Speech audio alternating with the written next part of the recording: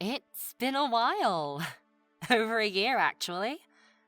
It got kind of busy for us, but we're here to show some stuff for our next project. Now, if you're here from our last devlog, you're probably wondering how Marigold Mysteries is going. Well, for now, it isn't. We decided to put the project on ice due to a lot of fundamental issues we had with the game. Now, that doesn't mean we're never going to release it. We're going to revisit it down the line. Just give us a bit. However, we've been doing a lot since we last posted. We pitched to publishers, went through government business programs, worked on games, and tried our best to build a studio capable of creating what we'd been envisioning for years. What we're doing right now is a low-scope game. All our other game ideas have been a nightmare of assets and programming that required a lot more resources than we could have given them. What do we mean by low scope? 1. It can't have too many art assets. No massive new environments, multiple detailed character models, no complex levels.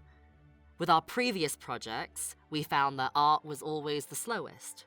Putting it simply, art takes a lot of time, and the more you add, the longer it takes. 2. It can't use too many programming systems. Only ones that we found completely necessary for the game were added. The reasoning behind this was more to do with QA. Bugs, even when found quickly, can be a pain in the ass to fix. Knowing what our architecture looks like on day one means if there's something earth-shattering in our code, then we know at least where to look to fix it. 3. No giant story. Yeah, this one was a bummer. We've always been a narrative bunch. We love stories. Sadly, that means we often let the plot run away and take the scope with it. What starts as 1 level turns into 5 because we found something interesting in the characters or plot thread. Marigold and a couple of other games we've worked on had the issue of designing around a long story that required many levels and changes to the game. We still have a story for this new project, but we found a solution to how we want to tell it so that we don't need an incredible amount of art assets and game systems to show it.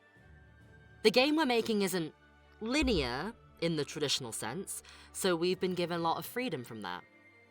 So far, this game's development is going well. We're expecting to launch in March. It has a strong emphasis on combat, with a lot of stories to support the game and characters. On top of all that, to show off our evolution as a studio, we've updated our branding, and with the announcement of our new game, we're going to be updating our website. It's been a lot of fun.